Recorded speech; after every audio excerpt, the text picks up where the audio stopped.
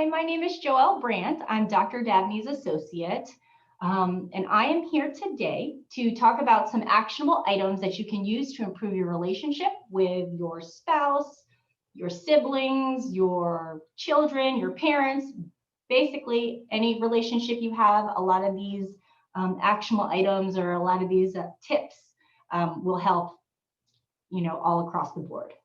Thank you for showing up. Thank you for listening to these videos. It does mean that you are looking to improve your relationship. A lot of times that is one of the biggest steps, one of the biggest hurdles is to realizing, I can't change other people, but I can change myself. And sometimes if you change yourself, others change also.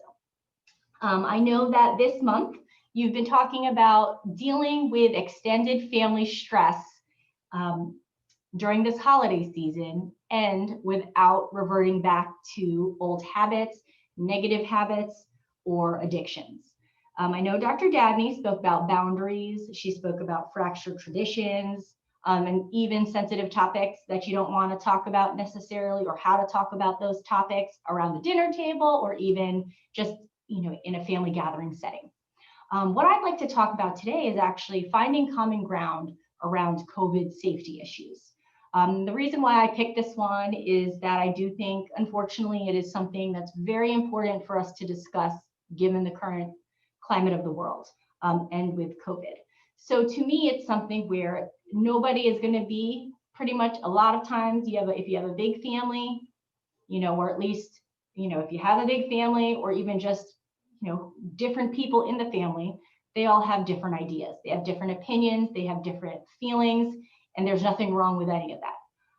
And I think one of the big things is when you try to find common ground is to realize not everyone is going to agree with you, and that doesn't make it right or wrong.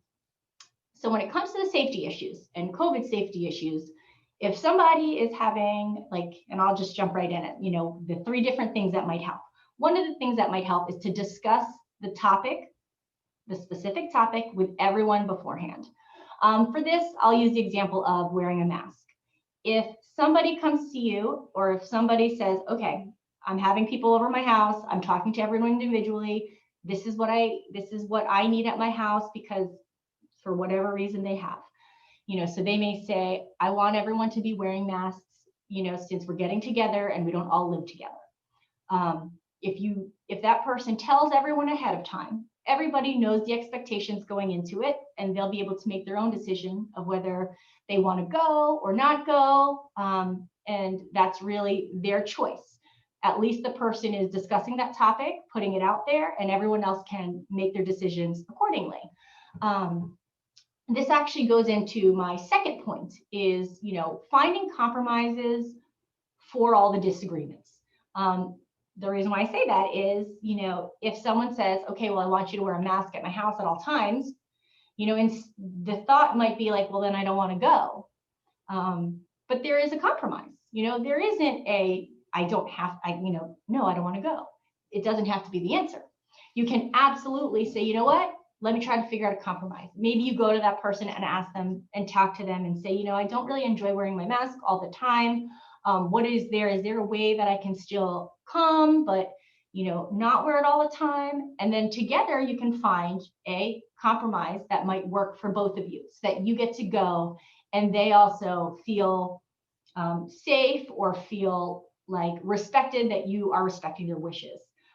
So it might be like, okay, if I go, am I able to take my mask off if I'm in a different room? And you can never, pick whatever room. If I go to your study, am I able to go ahead and take off my mask? And then that person might say, absolutely, that sounds acceptable. Or they may say, actually, I don't want you to take it off in the study, but you can take it off and they'll give you a different room. So that right there would be a way to find a compromise. The last one I want to talk about would be, it just depends. A lot of times, if you have a family and there's a lot of conflict or disagreements, whether it's politics, whether it's mask wearing, whether it's COVID, but just you guys don't necessarily get along. Not that I wouldn't say get along, but that there is a lot of conflict between you guys.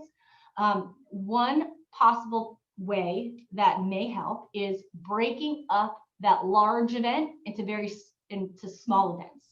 So instead of having everyone over at the same time on, let's say on Christmas, maybe changing it that, you do brunch with one side of the family, and then dinner with another, or brunch with one family, lunch with another family, and then brunch with or dinner with another side, depending on how big.